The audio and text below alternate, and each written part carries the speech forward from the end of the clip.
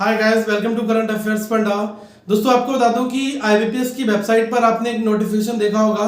Clerical से related उन्होंने एक री रजिस्ट्रेशन सप्लीमेंट्री का एक नोटिफिकेशन डाला था।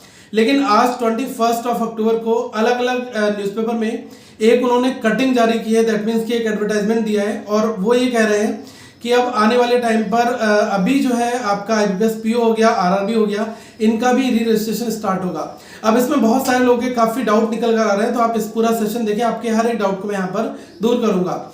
मैं आपको बता दूं कि आईबीपीएस की वेबसाइट पर केवल क्लेरिकल के बारे में इंफॉर्मेशन अभी आई है, लेकिन जो न्यूज़पेपर की कटिंग है उसमें आरआरबी का भी जिक्र है और साथ में आईबीपीएस पीओ इसके बारे में भी जिक्र किया गया है।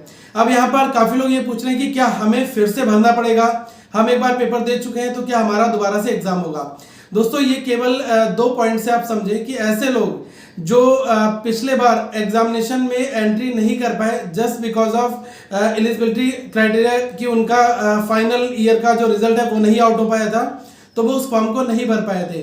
तो इस वजह से आईबीपीएस ने अभी क्लेरिकल के लिए आईबीपीएस क्लर्क के लिए जो नोटिफिकेशन जारी किया है, इसमें डेट दी है 6 नवंबर 2020। तो 6 नवंबर 2020 तक अगर आपका एलिजिबिलिटी क्राइटेरिया आपका फुलफिल हो रहा है, आपकी ग्रेजुएशन हो जा रही है, तो आपके लिए ये सप्लीमेंट्री रजिस्ट्रेशन स्टार्ट हो रहा है, ना कि जो लोग एग्जाम दे चुके हैं उनके लिए। और एक पॉइंट और है वहां पर कि किसी कारणवश अगर प्रीवियस आईबीपीएस क्लर्क की जो विंडो ओपन हुई थी एग्जामिनेशन के फॉर्म को भरने के लिए, अगर वहां पर कोई भी पर्सन नहीं भर पाया था, तो ये सप्लीमेंट्री रजिस्ट्रेशन में वो भी अपनी एंट्री दे सकता है।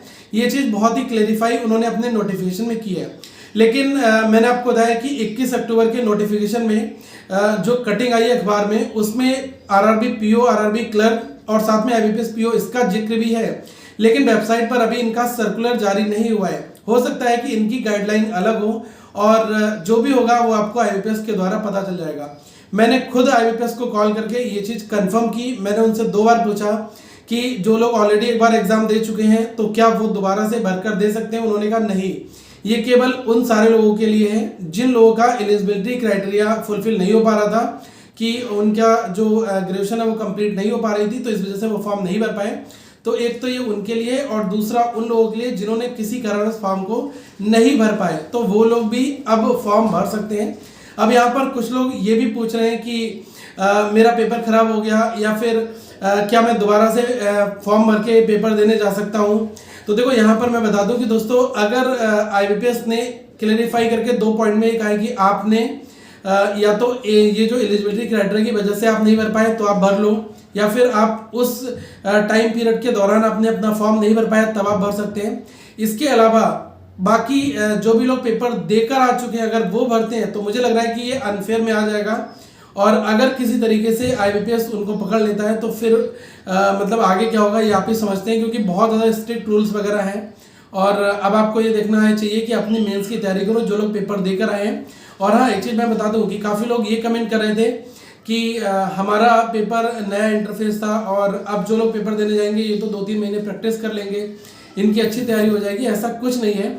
ये आपको समझना पड़ेगा कि दोस्तों, पेपर में नॉर्मलाइजेशन का फैक्टर ऑलवेज वर्क करेगा।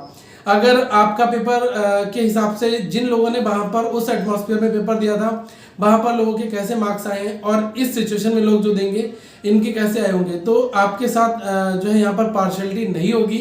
मुझे ऐसा लग रहा है क्योंकि आईबीपीएस जो है कोई ना कोई ऐसा सोल्यूशन जरूर निकालेगा। और या तो पेपर का लेवल ठीक ठाक, जो आने वाले टाइम पर काफ़ी लोग कहते हैं मुझे रिव्यू मिल गया था, अब हम जो आगे एग्जाम देंगे उनके सब कुछ पता होगा कि कैसा क्या पेपर है, मेमोरी बेस्ड प्रैक्टिस कर लेंगे। दोस्तों, हर एक दिन की पेपर की जो सिचुएशन होती है वो डिफरेंट होती है, ठीक है। तो आगे आने वाले टाइम पर जो भी एग्जाम होंगे वो बिल्कुल एक बैलेंस फॉर्मेट में होंगे और मुझे लग रहा है कि इस पूरी प्रक्रिया में थोड़ा सा समय और लगेगा। अब ये प्रोसेस थोड़ा सा डिले होगा। अब ये देखते हैं कि अभी जैसे ये स्टार्ट होगा कब इसके एडमिट कार्ड जारी होते हैं और कब इसका स्लॉट बुक होता है प्रीलिम्स का, क्योंकि काफ़ी कम लोग एग्जाम देंगे। तो आई होप एक ही दिन में ये सारे एग्जाम्स जो है ओवर हो जाएंगे। लाइक क्लेरिकल का एक दिन हो गया, पीओ का एक दिन हो गया, आरआरबी का एक दिन हो गया, इस तरीके से यहाँ पर ये रहेगा, ठीक है। क्योंकि मेजॉरिटी बहुत सारे मैक्सिमम लोगों ने तो पेपर ऑलरेडी भर ही दिया था। तो ये 2-3 बातें जो आपके माइंड में आ रही हैं, तो आप इनके बिहाफ पर अब ये सोच सकते हो कि क्या आपको दोबारा अप्लाई करना है, अनफेयर में आओगे या नहीं आओगे, ठीक है। एक चीज़ और है, कुछ लोग बोल रहे थे कि कोविड के कारण मैं अपना पेपर देने नहीं गया, मैंने फॉर्म भर दिया था, फीस जमा कर दी थी। तो इसके ऊपर आप एक बार आईबीपीएस का जो टोल फ्री नंबर है आप उनसे क्लैरिफाई करके पूछ लें, ठीक है।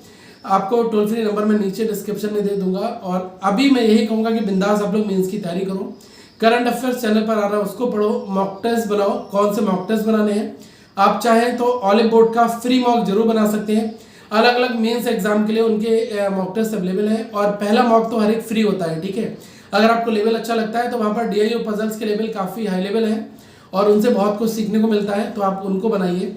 और बाकी आगे फर्दर जो भी न्यूज़ होगी, जो भी अपडेट होगा, मैं आपको वो बताता रहूँगा। So thank you so much guys for watching this session. Have a good day to all of you once again.